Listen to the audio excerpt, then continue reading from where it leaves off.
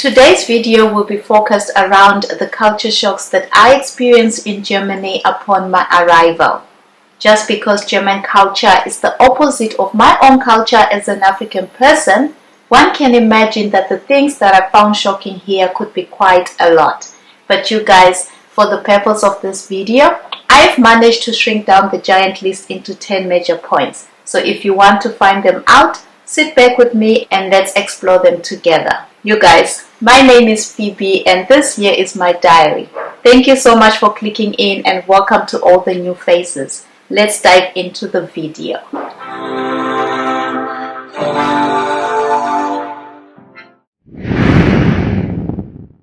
The 50-50 rule was definitely a huge culture shock for me. Zahlen Sie zusammen oder getrennt? What are you talking about? The fact that I'm even asked this question when I'm with my daughter makes me cringe. This was definitely outstanding in the beginning. Going out in Germany mostly means you cover your own expenses. This is a standard rule that everyone effortlessly follows. But let's look at this from a foreign point of view. In my country, when someone invites you out, they most likely would be paying. And should it be separate, one pays and then collects from the others later. The waitress doesn't really have to ask. The question to me sounds very direct and dividing, more so when you are out on a date. So the first time I went out in Germany, I was quite disturbed. Privacy is highly valued in Germany. People value their privacy and they value that of others, which I think is totally fine. However, it does get to an extent that simple things like a neighbor knocking on your door are rare occasions. You can go a whole month without seeing your neighbors, and in the worst case scenarios, you can live next to someone and never really talk. This just throws the whole community idea away. This is why it was a shock for me. I was brought up in a community where tea time is any time really. People in my community have no chill. They won't hesitate knocking at your door to borrow sugar, let alone just pass by and gossip. We live like one big family and it has its advantages and disadvantages. I remember during my teen days, I hated the elderly neighbors simply because they felt they had this entitlement to discipline us. What made that even worse was our parents approved. And just because everyone knew everyone, you would always kind of feel like you were in prison. But as you grow up, you start to appreciate that more. Because I feel that sometimes people need to be checked up on. This is basically why foreign people complain of depression during their first years living here. They're probably coming from the same situation as me. So you guys, be patient with us a little bit when we rant. We do definitely settle in with time. While we are still on privacy, I just wanted to touch up on visual media. It's a struggle here for influencers like me. Raise your phone up high for a quick selfie. Everyone behind you simply disappears. Germans don't like to be in people's media and have a law that actually regulates this.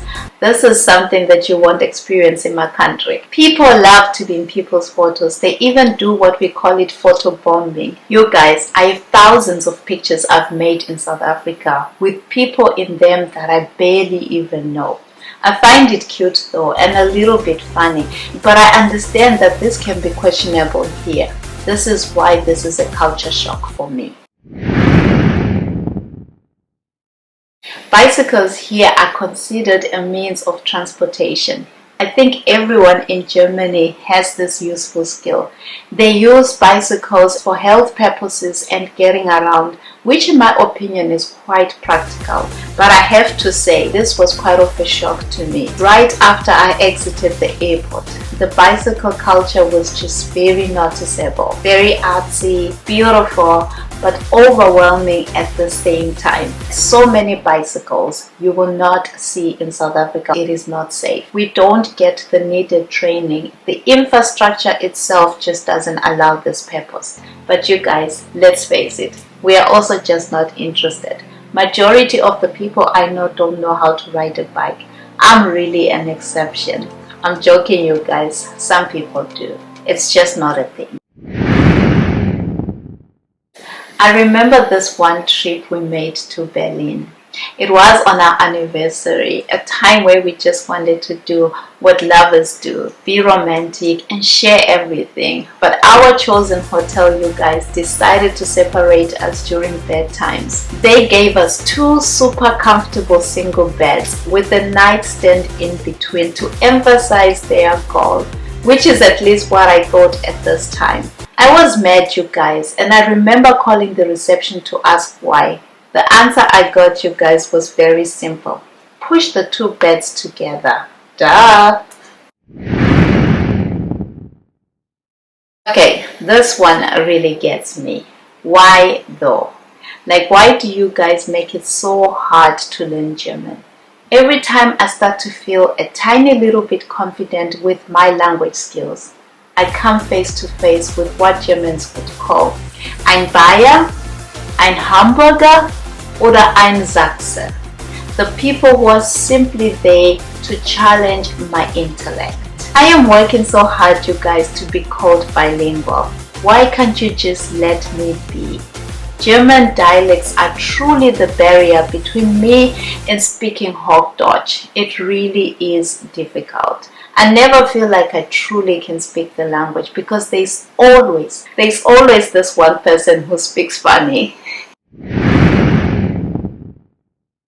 My first time visiting Germany, I lived with my dad's longtime friend.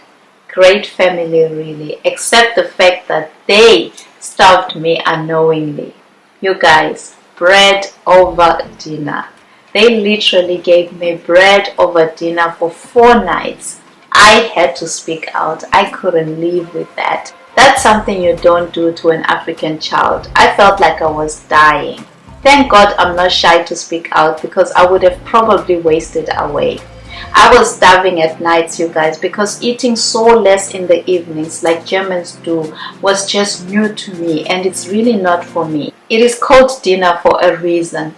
We go to bed on a full stomach, not an empty one. So I made sure that the lovely people understood this. But honestly, you guys, meal times are subjective to the person in question.